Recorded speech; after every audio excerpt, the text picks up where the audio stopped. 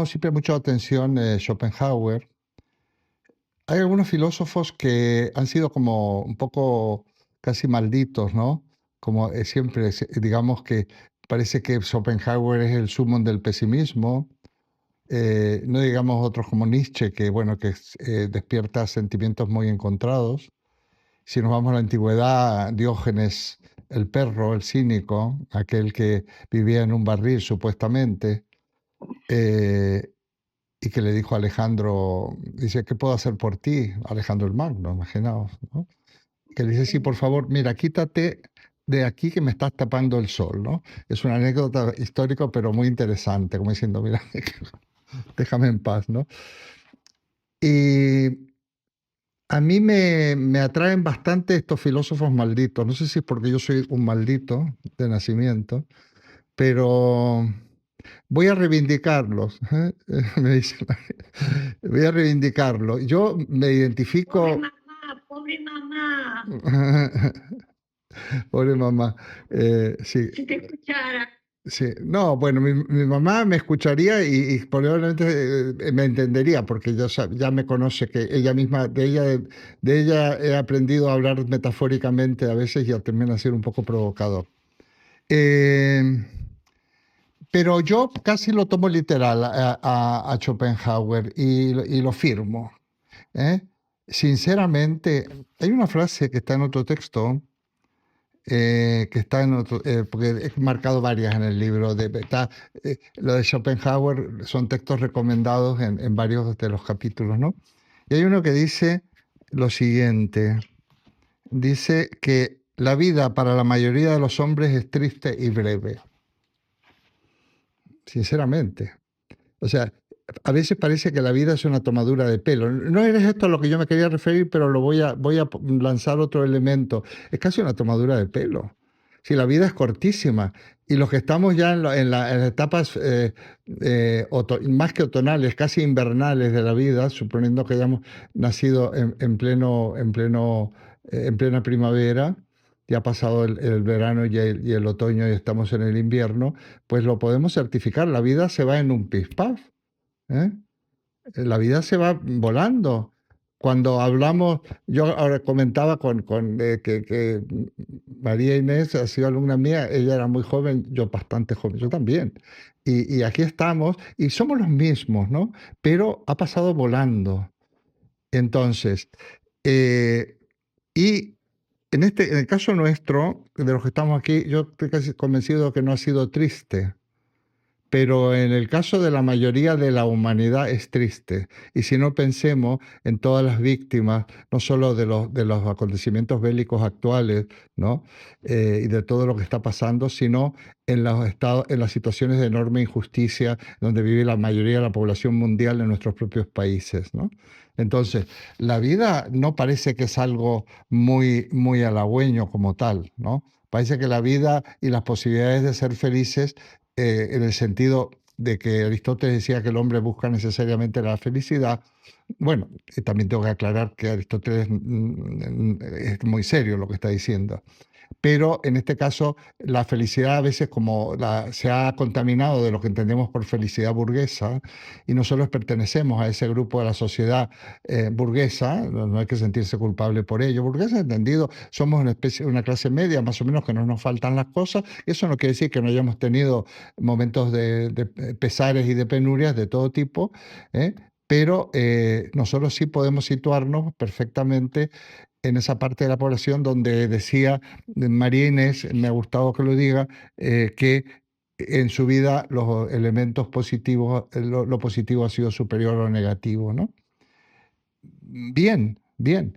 Eh, y aparte, como yo decía en otra oportunidad, no estamos haciendo una filosofía burguesa, aunque a Jean-Paul Sartre, el existencialista que mencionaremos en este seminario, lo expulsan del Partido Comunista Francés porque era considerado como su filosofía lo máximo de la filosofía burguesa decadente. Pues somos burgueses decadentes, ¿qué vamos a hacer? Desde ese punto de vista, como diría por otra parte Ortega, desde nuestras circunstancias estamos haciendo el análisis. Pero sinceramente la vida a veces parece una tomadura de pelo. ¿Mm?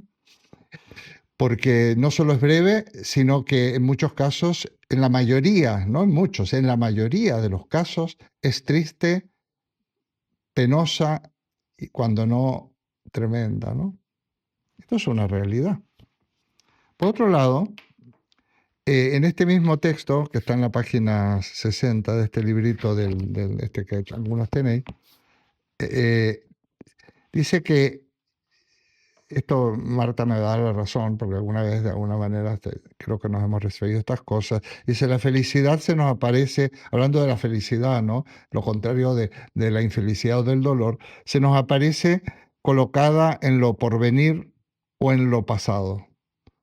Fijaos, siempre, lógicamente, había en Freud un poco el principio del placer, nos acordamos de lo bueno, felizmente, menos mal, tenemos un mecanismo y nos olvidamos de lo malo, ¿no? Nos acordamos de todo lo positivo, pero no de lo mal que lo pasamos en ciertas circunstancias, ¿no?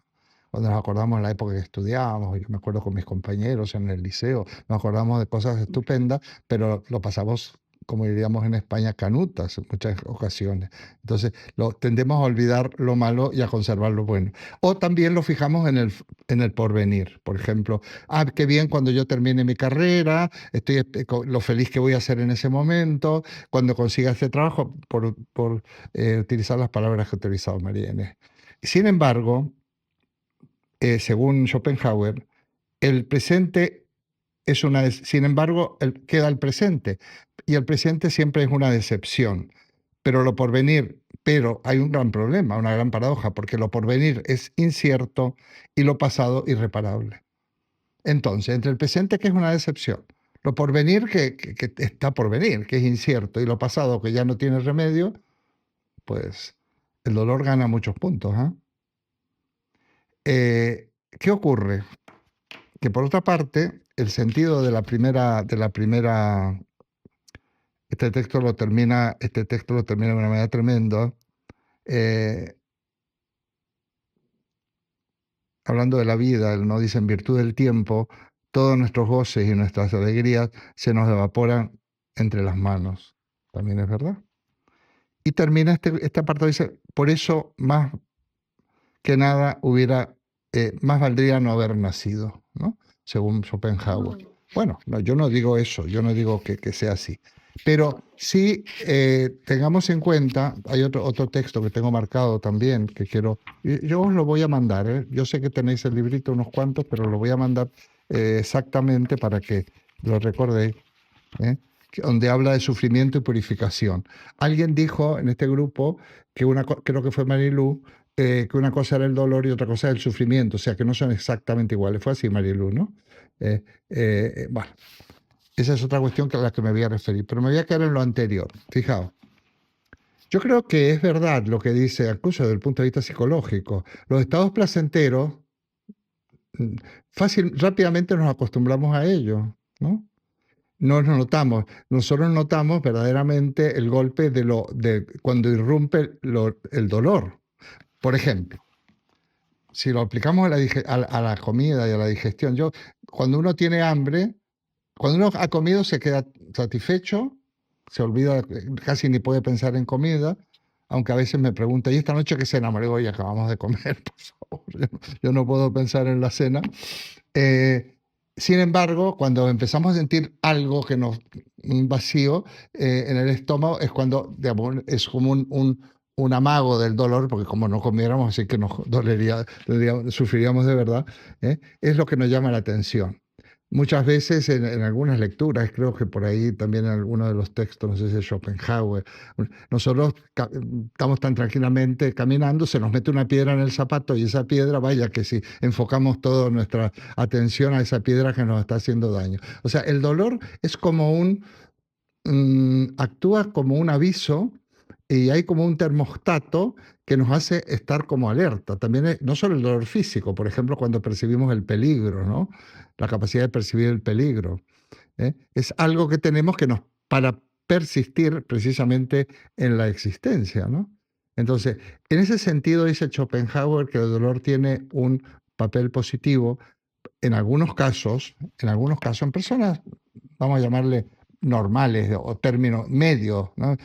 El concepto de normalidad también es complicado, pues lógicamente el dolor nos hace reaccionar y nos hace también valorar aquello que tenemos o que teníamos, ¿eh? Y entonces esto también es positivo por eso.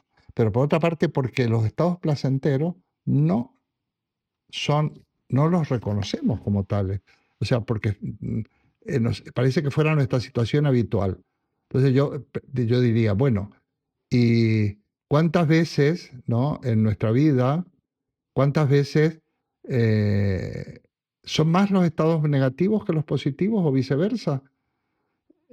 Yo diría que hay más situaciones negativas que positivas. Lo que pasa es que las positivas son de placer y de felicidad, son fuertes muchas veces, depende de nuestras modalidades. Entonces, pero bueno, en ese sentido es un papel positivo del dolor. ¿Eh? Y además es que de alguna manera nos permite seguir adelante, porque es lo que sentimos, lo que percibimos es el dolor, no el placer. Eso por un lado. En cuanto al tema este que yo quería marcar aquí, dice, si nuestra existencia no tiene por fin inmediato el dolor, puede afirmarse que no tiene ninguna razón de ser en este valle de lágrimas. Esto lo escribe Schopenhauer. Porque es absurdo admitir que el dolor no sirva más que para padecer y ser un mero accidente de esta vida y no una purificación. Para él el dolor tiene un sentido porque también tiene el papel de la purificación. Fijaos que incluso en el mensaje de la religión cultural de Occidente, que es el cristianismo, Jesús redime el mundo por el dolor. ¿Eh? Y en algunas situaciones muy desviadas de nuestra religión, hay gente que se infringe dolor. Por ejemplo, las monjas o gente se pone silicios y cosas porque eso les hace, digamos, tiene un efecto purificador. Bueno, yo creo que hay una cuestión de tipo masoquista o tremenda, ¿no? Pero bueno, el dolor forma parte de nuestra cultura, ¿no? Eh, y muchas veces incluso lo fúnebre, todos los ritos, los rituales mortuorios, todo esto tiene que ver con revivir el dolor, ¿no? Y los remordimientos, los sentimientos de culpa. Acordaos de aquella, bueno, acordaos no, pues nosotros lo vamos a recordar aquí, Alejandro, sí, cuando Jean-Paul Sartre en Las Moscas habla de los remordimientos, ¿no? Y la gente. Sin embargo, por ejemplo, en México, la fiesta festiva de muertos es muy interesante porque, no, es muy interesante porque convierten el dolor en una fiesta, ¿no? Y de hecho, por ejemplo, en los países de origen, ¿cómo es? Celta, como puede ser Irlanda, Escocia, incluso norte de España, los entierros, los sepelios, las ceremonias mortuorias siempre son musicales, son fiestas y se come y se bebe y se baila y se canta. Entonces, habría que ver de qué manera al dolor se le puede dar la vuelta, es una llamada de atención, pero eso no quiere decir que nos tengamos que regocijar en el dolor, porque eso sí sería patológico, regocijarse en el dolor. Pero no podemos negar el dolor. Hay gente que es tan negacionista del dolor que termina siendo nefasta. Es como decir, no, no, no me hable, yo prefiero no ver las noticias, te dicen, ¿no? Prefiero no ver las noticias porque hay tanta muerte, tanta guerra. Claro, tú quieres vivir en un mundo dorado, en una torre de cristal. No, no, no. Tú tienes que reconocer y ser capaz de mirar de frente al dolor y el dolor ajeno, porque algo podrás hacer, a lo mejor a través del amor, por ejemplo, para mitigar ese dolor, ¿no?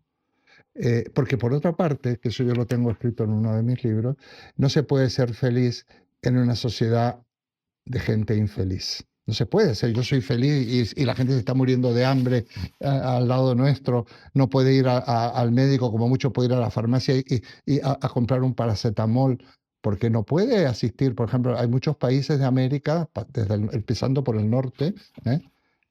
En donde no hay sanidad para la gente. Si tú no tienes dinero y no metes tu tarjeta de crédito, te vas a morir directamente, ¿no?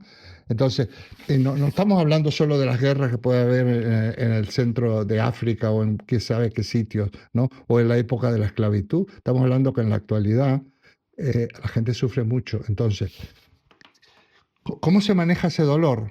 Ese dolor puede ser liberador para los demás y para nosotros. Porque tú puedes, a través del dolor asumir de los demás, asumir el compromiso de hacer lo posible por mitigar ese dolor. Entonces no solo tiene un papel de más o menos romántico, casi beckeriano, de que es la contraluz de la felicidad o del placer, ¿no? No solo eso, sino también lo que te hace tomar conciencia y comprometerse para mitigar el dolor de los demás, por un lado. ¿eh? Y por otro lado, también eso nos beneficia a nosotros porque nos convertimos en mejores personas en la medida que somos empáticos y conscientes del dolor ajeno. ¿eh? En este sentido lo digo, porque lo contrario es la insensibilidad, es en el fondo la complicidad con aquellos que son los que verdaderamente causan dolor, porque el dolor, no, está el dolor de la enfermedad, está el dolor de una serie de cosas, pero el dolor del hambre, el dolor de la miseria, el dolor de la opresión, es un dolor evitable. Y sin embargo, los agentes de ese dolor son seres humanos que más que seres humanos se han ido convirtiendo en lo contrario, en algo, no voy a decir animales, porque los animales no tienen la culpa, sino en personajes, monstruos inhumanos, ¿no? Entonces también es importante lo del dolor. No hay que rehuir el dolor, no hay que rehuir el conocimiento del dolor, para nada. Bueno, eso también lo quiero decir, porque en el fondo ya sabéis que todas estas cuestiones que estamos analizando tienen un cariz ético, pero no hay ética sin política. La ética es la asunción individual de los valores y la política es el compromiso con la ejecución o la concreción de los valores. Pues esto sería una de las cuestiones. Y me queda un texto que lo voy a mandar, no voy a ser muy profundo. Bueno, Schopenhauer habla de la inmortalidad. También hay un texto muy importante donde dice en un determinado momento que parece que la conclusión de todas las actividades de esta vida es un gran alivio. Yo también veo la muerte como un alivio y como un descanso y un reposo. Y por lo tanto, la concepción de la inmortalidad, yo no la critico. O sea, la gente puede pensar que hay otra vida siempre y cuando tendría el aspecto negativo de, digamos, fiar al futuro algo que no tengas en esto. O sea, no hay cosa que habría que interpretarla, ¿no? Que más desafortunada como bienaventurados los pobres, porque de ellos será el reino de los cielos. Claro, cuanto más pobre eres, más beneficio vas a tener en el reino de los cielos. Eso es una salvajada. Y la muerte como alivio hace, si vosotros visteis una cosa muy breve que yo publiqué sobre Mujica, la entrevista que mandé en un TikTok en 1 minuto y medio, que le hace George Yer a Mujica. Mujica está tan tranquilo ante la inminencia de la muerte y tan optimista y tan lúcido que ese es el verdadero sentido de la muerte. Este es uno de los temas que yo quiero que tratemos aquí.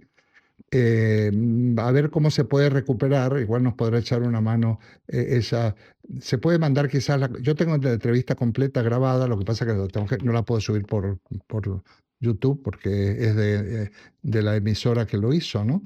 Pero a lo mejor a través del Drive, de alguno de estos lo puedo mandar porque es muy interesante, sobre todo los que no viven en España. Los que viven en España, por supuesto, que pueden meterse en A3 Player y buscar la entrevista del domingo de Jordi Évole a Mujica, que es un ejemplo maravilloso precisamente de relación con la muerte. Porque a través del dolor, del miedo al dolor, del miedo a la muerte nos manipulan y nos dominan. Esta es una de las cuestiones de las consecuencias que saco en limpio y me parece muy positivo. Entonces, ser conscientes del dolor, no sucumbir a él. Bueno, ¿qué más? Refiriéndome a las intervenciones, bueno, pues Alejandro se lanzó al principio, me parece muy bien. A ver, esa sensación de pesimismo que puede dar, yo no sé hasta qué punto se es pesimista la postura de Schopenhauer, aunque nos parezca de primera mano, ¿no? A lo mejor es simplemente realista, ¿no? Em, Marta recalcó no me he referido a todo lo que ha dicho Alejandro, porque casi no empecé a tomar nota un poco después. Marta se refiere también a una cosa que me parece muy importante, que es el sentido de la responsabilidad. ¿Eh? La responsabilidad es lo que de alguna manera funde todos estos sentimientos que de los que hemos hablado, de dolor, de miedo, de, de- de- de sufrimiento. ¿Mm? La responsabilidad un poco es el crisol, y la responsabilidad también nos proporciona nos proporciona felicidad y placer. ¿Qué cosa más interesante, más placentera puede haber que digamos, la satisfacción por el deber cumplido? ¿Mm? A esto que le llamábamos conciencia, cuando uno, sin embargo, considera que se ha fallado a sí mismo, ¿eh? Qué flojo estuve, no ayudé a este, aquí me agaché, aquí tuve miedo, aquí me hice a un lado y dejé que otra persona fuera humillada o maltratada. Qué mal que uno se siente, ¿no? Si todavía no ha perdido sus características humanas básicas, pero el satisfacción del deber cumplido, aquella concepción kantiana tan importante, ¿m? Del deber, ¿m? Es placentera. Y qué interesante es cuando uno festeja después de haber llegado a una meta, ya sea haber conseguido un título, haber tenido hijos, haber lo que sea, ¿eh? Eh, y festeja eso de lo conseguido, en la medida que tú has sido artífice de eso, es el verdadero sentido de la fiesta. ¿Qué sentido tiene una fiesta vacía que no hay nada que festejar? ¿Eh? Nosotros cuando éramos jóvenes, yo jugaba al rugby o al rugby, como se dice en España, siempre había al final se llamaba el tercer tiempo, había una fiesta donde lo pasábamos bomba, éramos jóvenes además, y por el esfuerzo, pero no os digo nada cuando hubiéramos ganado, ¿no?, el partido. El esfuerzo es cuando verdaderamente se experimenta el placer. O el, o, bueno, no quiero extenderme mucho, aquellos campamentos de trabajo en donde trabajábamos todo el día y a la noche hacíamos una hoguera y nos poníamos a cantar, e incluso casi hasta enamorarnos, porque había chicos, chicas y demás.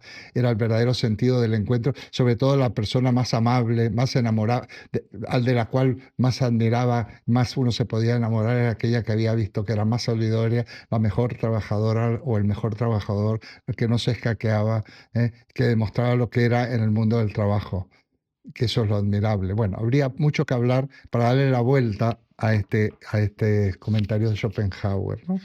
Estos son temas en los que, y voy a terminar aquí, bueno, ¿no?, y tengo algunas referencias más, temas a los que la atmósfera que vamos a funcionar en estas próximas reuniones, cuando nos metamos de lleno en el existencialismo. ¿Mm?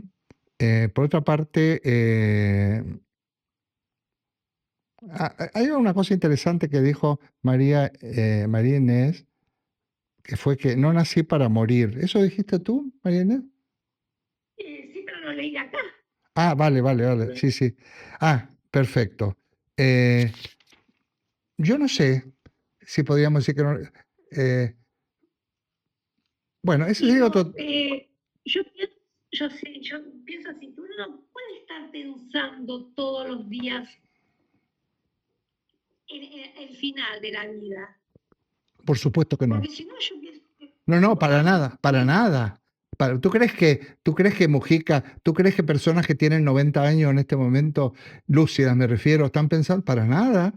Tenemos como una especie de mecanismo, una especie de termostato que hace que no, si no sería aterrorizador. Imagínate, si yo pongo a contar los años que me quedan estadísticamente, imagínate que con suerte vivo 10 años más y no te digo que sería un prodigio, y no te digo 15 o 20, que no tiene, en comparación con todo lo que vivió, estaríamos aterrorizados, ¿eh? Entonces, Eduardo, vos sabés que hace poquito me dijeron, no tenés los años, no puedo, dice, cumpliste tantos años, esos años ya no los tenés, son poquitos los que te quedan. claro, y tú hacías referencia a tus amistades, a tu gente de tu generación. Cuando yo digo que pues, tenemos esta capacidad por este grupo que tengo de cuando era estudiante, que solo quedamos vivos el 40%. Se ha muerto el 60%, ¿eh?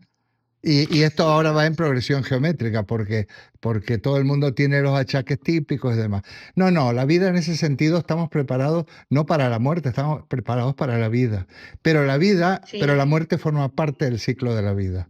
Esto es lo importante. Hay que sí, ir de frente a la muerte como Mujica. Es un ejemplo, si no lo hubiera tenido tan cerca, pero tan cerca, ¿eh? Y es un ejemplo. Y la serenidad, que ni siquiera se le reprocha nada a nadie, después que ha estado 18 años en la cárcel y ha sido torturado, eso sí. todas estas cosas. Bueno, os agradezco. Laura hizo un comentario interesante también que tiene que ver con temas que ella, ¿cómo es? Eh, le resultan cercanos que del orientalismo, ¿no? De filosofías orientales, de pensamiento oriental. Es importante porque la capacidad de darle la vuelta, ¿eh? Yo no te voy a decir caer en esta especie de conformismo, de que no hay mal que por bien no venga, pero si lo miráramos de frente, eso no está nada mal. Una vez que ha pasado, bueno, menos mal que sacar esta enseñanza del dolor. Acordaos, cuando en la época de la pandemia, lo decía algún periodista los otros días, decían, no, después de la pandemia todos vamos a ser mejores. Y algún filósofo, y yo no lo tenía tan claro, y fíjate, yo creo que somos peores. O sea, toda la experiencia de la pandemia no nos ha enseñado nada, ¿eh? Al contrario, queremos hacer un lugar de vacaciones en el mar Mediterráneo, en las ruinas de Gaza y arriba de los miles de muertos que están enterrados. Es terrible esto, es terrible. Y no sé si Estela comentamos algo.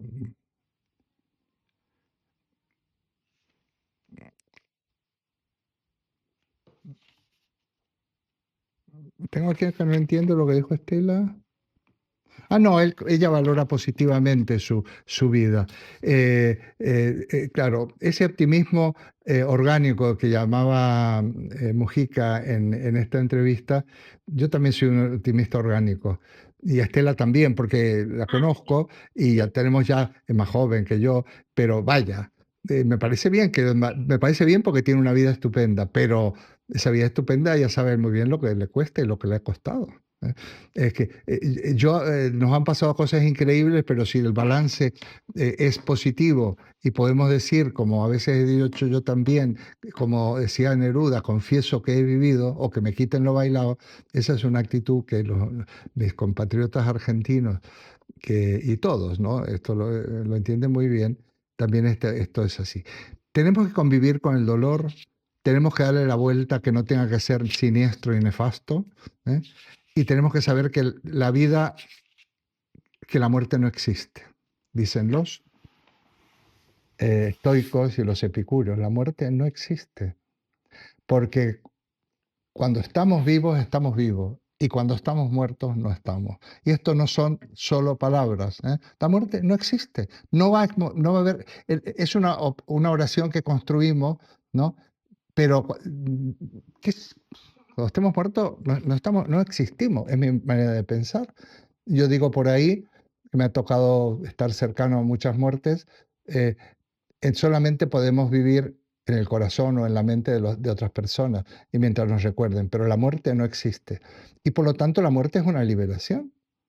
Y yo he conocido personas ancianas que no estaban mal de la cabeza y que no eran negativas. Y, mira, yo estoy cansado, yo ya quiero morirme, pero no por depresión, ¿eh? Y lo he conocido gente de esta, ¿eh? También. Y seguramente Alejandro habrá escuchado como médico más de una expresión. Yo ya me quiero morir, doctor, ya no aguanto más. A ver cuándo de una vez me descanso, ¿no? Bueno, pero hay que darle la vuelta a las cosas. Esto queda abierto. No quiero ser pesado porque quiero que habléis un poquito más. Hoy yo, quiero decir que yo me he comprometido que esto termina a las 7, pero si yo no tengo prisa, si alguien se quiere quedar un poquito más, se queda. Y el que se tenga que ir a las 7, pues se va a las 7. Bueno, pues he dicho varias cosas. ¿Puedo comentar algo? Puedes comentar lo que quieras. Sí. Bueno, pues nada, ya que ha intervenido todo el mundo y tú, he ido anotando alguna cosa también para ponerla sobre la mesa.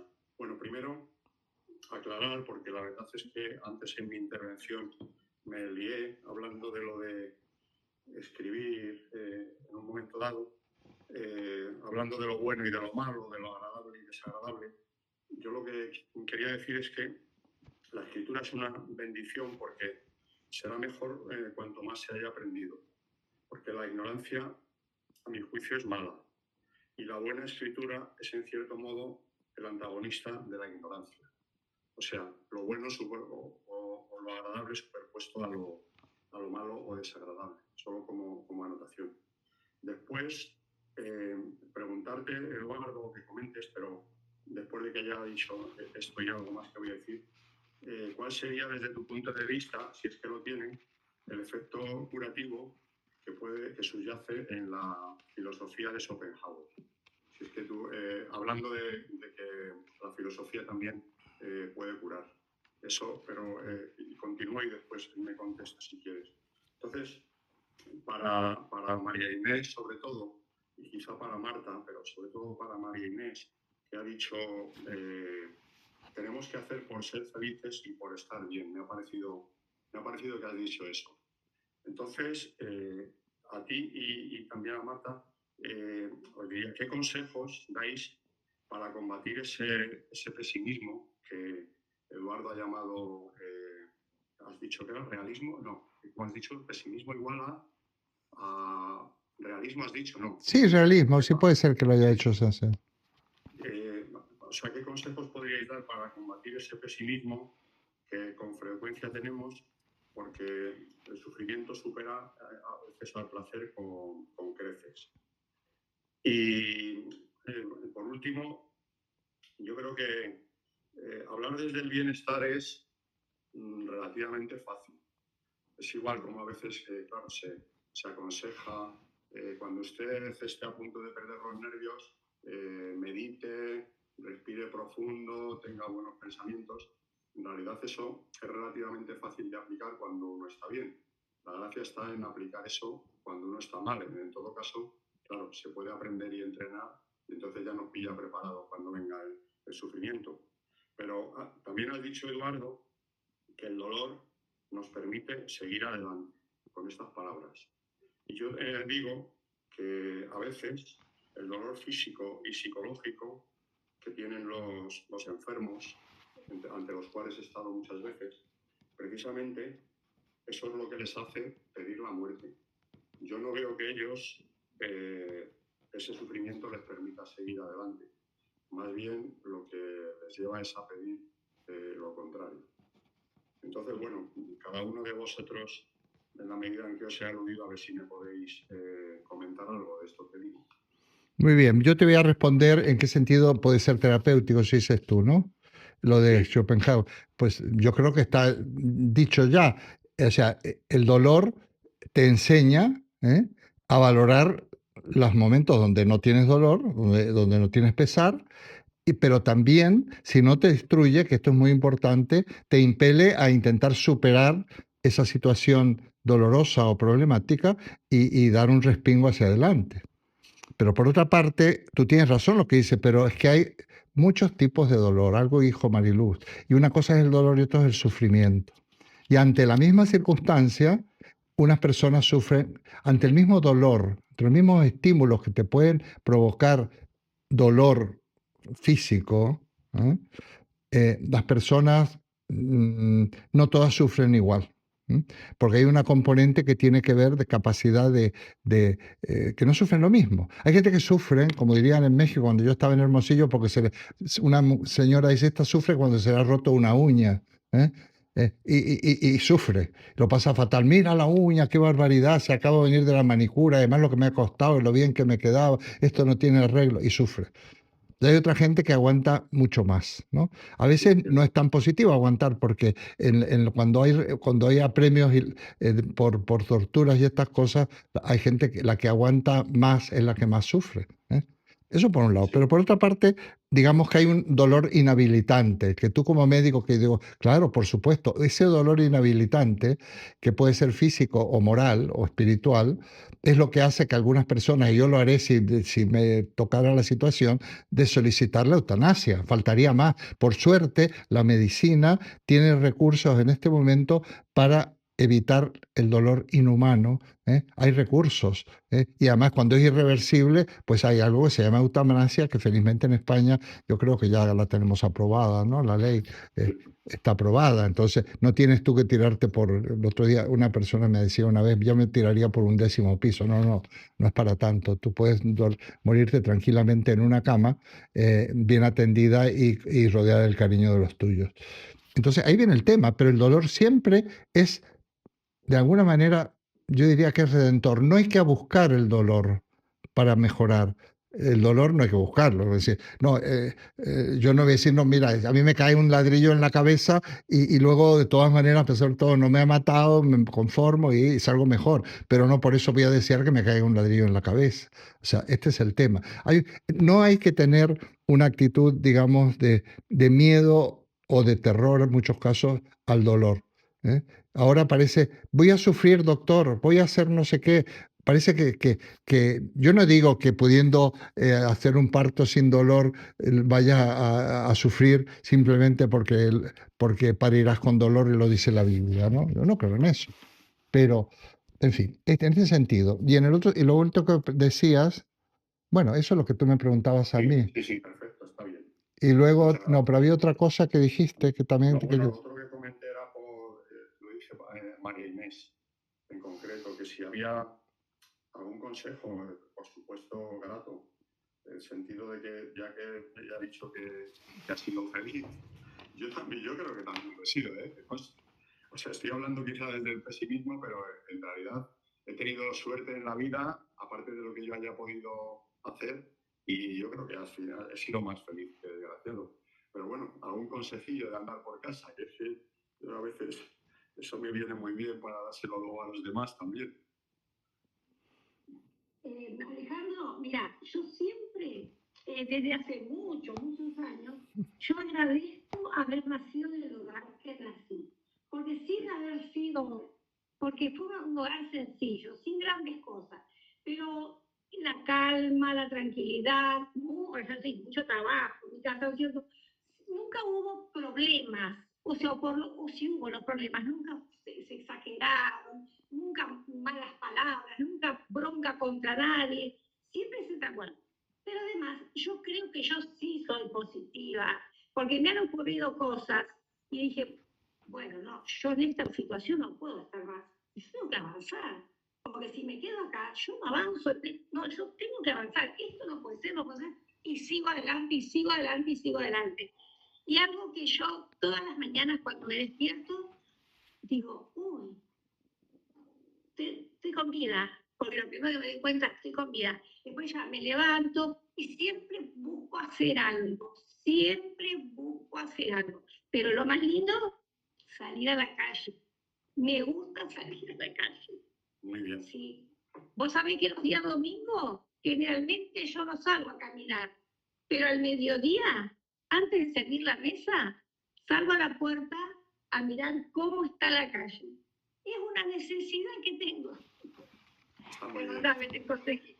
No, está muy bien, hombre. Además, con el optimismo con que lo comentas y esa alegría se contagia. Muchas gracias. María, Marta ha levantado la mano. Pues un poco para comentar el tema de acuerdo con eso de una cosa es dolor y otra es sufrimiento. El dolor es inherente a la vida, nos acompaña siempre, está en la experiencia y no podemos, digamos, cerrar los ojos para ver que nuestra, o sea, el negacionismo no es una alternativa para evitar, o sea, y de hecho ninguna evitación es el mejor camino. Entonces, la idea es reconocerlo, es vivir a su lado, pero entonces el sufrimiento es el que sí podemos transformar, el que podemos quitar desde la observación de los dramas que acompañan al dolor. El sufrimiento efectivamente es el drama que acompaña al dolor, ¿cierto? La historia que yo creo desde una experiencia que es así, o sea, la vida está pasando esta cosa que es dolorosa, pero yo le agrego desde mis intenciones, desde mis creencias, desde todo lo que yo he pensado, le pongo historia. Y esa historia es la que me hace sufrir. Entonces agrega más adicional al dolor, agrega sufrimiento. Entonces, desde mi trabajo es el reconocerlo en una aceptación que no quiere decir resignación, o sea, no tenemos que quedarnos ahí, pero sí podemos, o sea, oponernos, resistirnos, crea más sufrimiento y más dolor, aumenta el dolor. Entonces es como lo que yo quería decir. Y en el tema emocional, pues es algo que es súper fuerte porque hay dolores que son físicos y que bueno, si nos toca recurrir a la eutanasia, pues toca, ¿cierto? Pero el dolor emocional es un dolor que no se ve, que nadie percibe y que la gente puede empezar a decirle, no, pero ¿cómo así? ¿Usted por qué se siente así? Si usted tiene todo, si la vida es bella, el sol está afuera, todo está lindo. Y eso no sirve, porque dentro de nosotros tenemos que mirar, ¿cierto? ¿Qué es lo que no hacemos? Porque uno cuando está en un dolor, uno empieza a buscar afuera qué me puede, entonces son las técnicas evasivas, ¿no? Entonces me voy al cine, me voy a caminar, me pongo a oír música para no pensar. Y mira que es al contrario, hay que reconocer, hay que sentarnos a vernos, a no tenernos miedo, ¿okay? ¿Cuál es mirar el miedo de frente? Apacigua el dolor o lo elimina, ¿cierto? Y nos hace crear una experiencia resiliente y ya podemos seguir avanzando. No nos podemos quedar ahí para siempre. Pero a veces pasa que un dolor de la niñez, llegamos a 80 años y todavía lo vivimos como si hubiera sido ayer. Y pasa eso mucho y pasa en todas las edades de nuestra vida, ¿cierto? Entre más tiempo pasa, o sea, si yo a los 60 estoy viviendo un dolor de los 5 años y no logro trascenderlo, es más difícil. Entre más tiempo pase, más difícil hacer ese reconocimiento, ¿cierto? Si soy más joven es más fácil, pero no es imposible a ninguna edad, desde que haya ese reconocimiento. Y lo que es difícil es reconocer, ¿cierto? Uno no quiere decir, Sí. no, y de verdad que me equivoqué, o sí, de verdad, no, Sí, yo sí. pasó esto, o sea, no, uno empieza, no, eso no debió haber sido así, yo debía haber hecho esto, yo debía haber, eso no ayuda. Tenemos que sentarnos y decir, sí, así fue, no fue de otra manera, y cuando yo hago eso, el dolor desaparece, ¿cierto? Estoy de acuerdo totalmente, sí, sí. Muchas gracias. Quería decir. Una cosa, muchas gracias, Marta. Voy a aprovechar que ahora sí vemos a Mariana y que segura, no sé si nos escuchó antes, que le di la bienvenida. Estaba muy yo contento y todos nosotros de que volviera a estar en el grupo bueno, que es una alegría tenerla porque ha sido y es una persona fundamental en este trabajo que hacemos, ¿no? Y en estas relaciones. Así que me encanta tenerte aquí, Mariana. Gracias, Eduardo. Hace un ratito no te podía contestar porque estaba en el celular y no sé muy bien utilizar el Zoom en su versión de móvil, pero bueno, ya estoy aquí y con mucho gusto escuchándolos a todos, con la alegría de saludarles y en este momento sin dolor alguno porque pues me genera mucha felicidad que este grupo exista y siga adelante. Pero me gusta mucho escuchar sus reflexiones y pues no me puedo quedar callada, aunque quiera y aunque no haya estado en la primera sesión. Pero hablando del dolor como motor de vida y también como,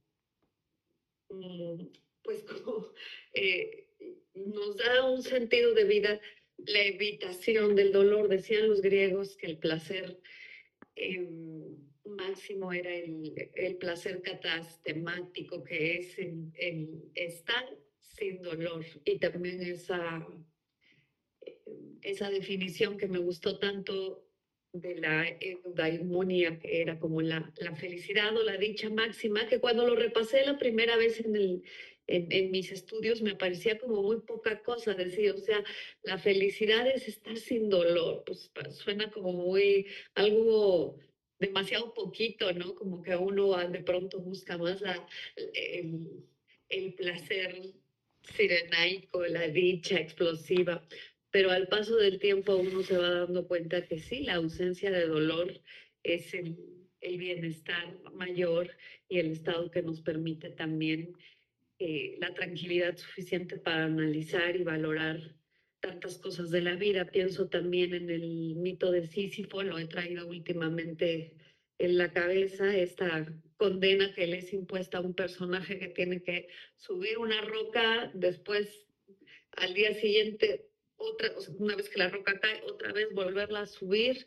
Y yo pienso, bueno, pues el dolor más grande es el sinsentido de la vida misma, ¿no? El decir, bueno, cada día me despertaré y mañana otra vez lo mismo y este día es como la copia del de ayer y del anterior. Entonces, creo que el dolor profundo, el dolor filosófico, para mí más importante es enfrentarnos al sinsentido de la vida, ¿no?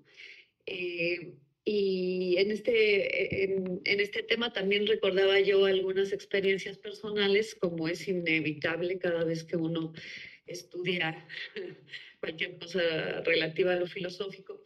Y recordaba como de niña, cuando estaba yo enferma, mi madre, siendo una mujer muy religiosa, me decía que yo podía ofrecer mi dolor, ¿no? Que ese dolor sentido, vivido por la enfermedad, podía yo ofrecerlo para el perdón de los pecados en el mundo y no sé qué. Entonces eso también le da como otra dimensión al dolor, donde es pues un bien preciado, una moneda de cambio con la que se puede hacer tratos, ¿no? De ese nivel, como el perdón de los pecados porque yo sufro. Bueno, pues eso también nos habla de cómo en algún imaginario religioso, pues el poder, el dolor reviste de poder a algunos personajes, ¿no? Pues incluso la cultura martírica, ¿no? Estos santos mártires que aparte recuerdo entrar a las iglesias y ver los sangrados y los lacerados y esto, la confusión que me generaba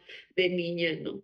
Este, y bueno, eso también me lleva, ya por último, a conectar con los estoicos, ¿no? Que pues se hicieron unos grandes toleradores de dolor, ¿no?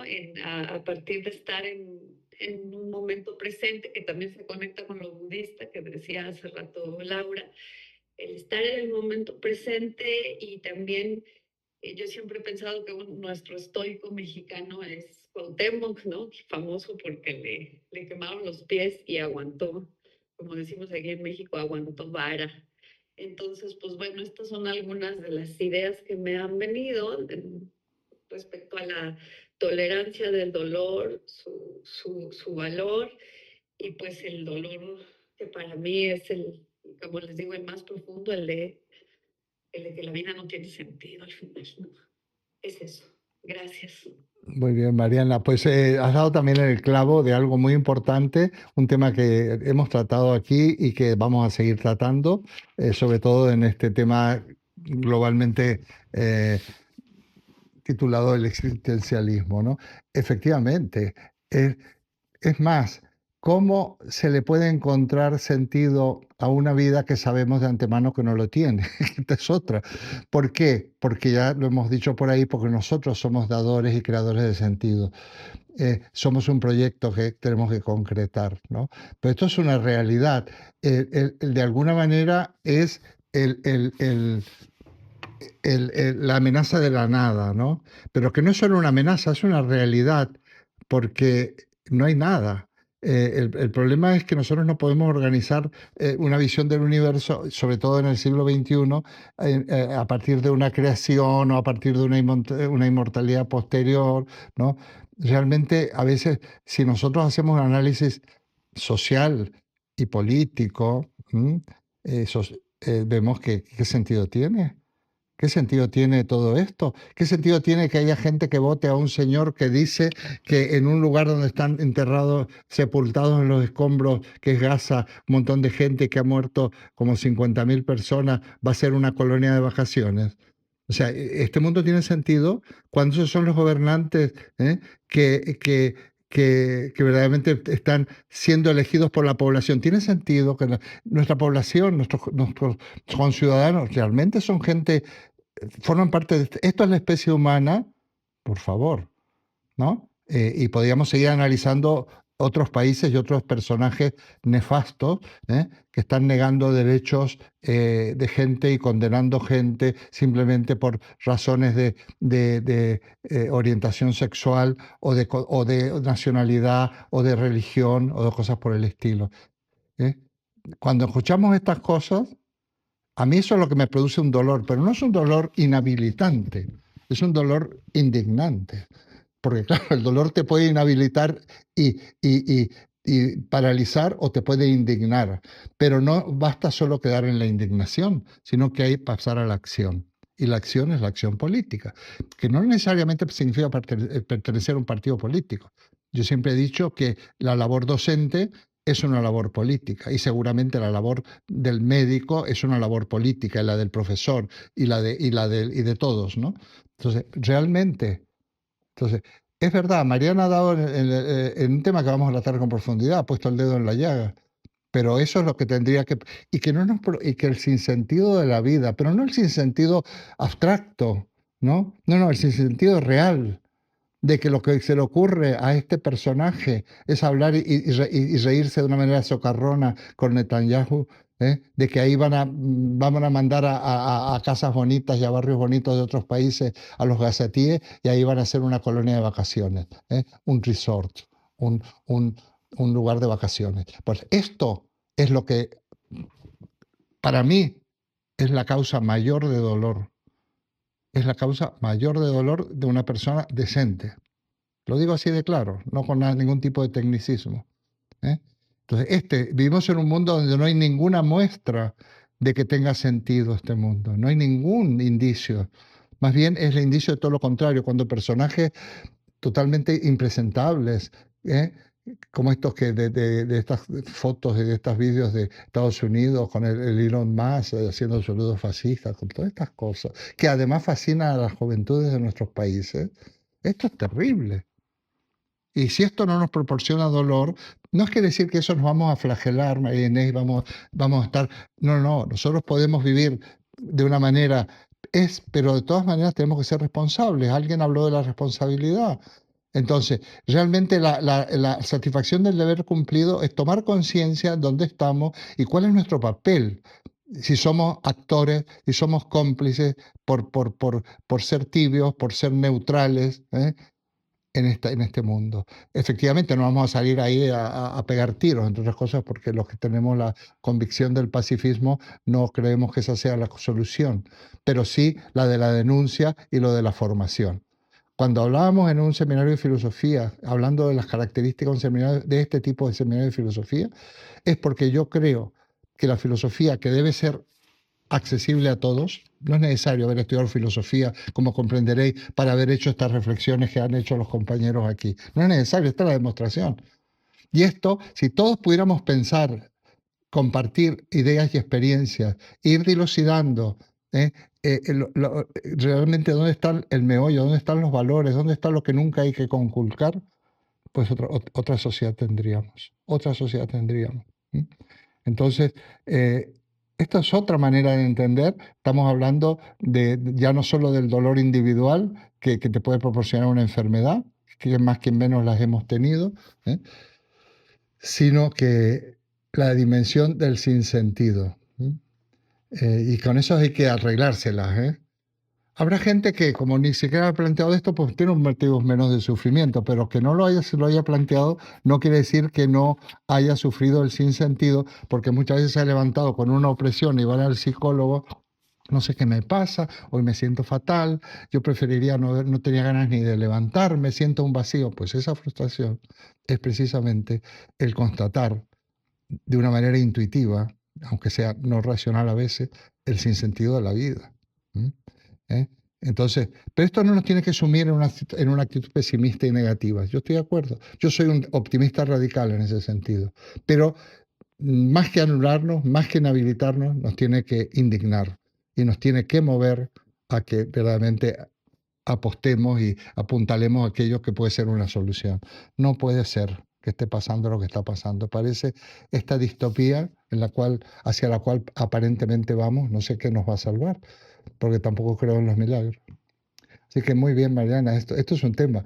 Eh, y además, porque hay que llevarlo a la realidad. ¿Sí? Porque, claro, es verdad, podemos hablar de cosas, está muy bien lo que hemos dicho, está todo muy bien, pero luego, ¿qué se concreta? ¿Qué es el dolor?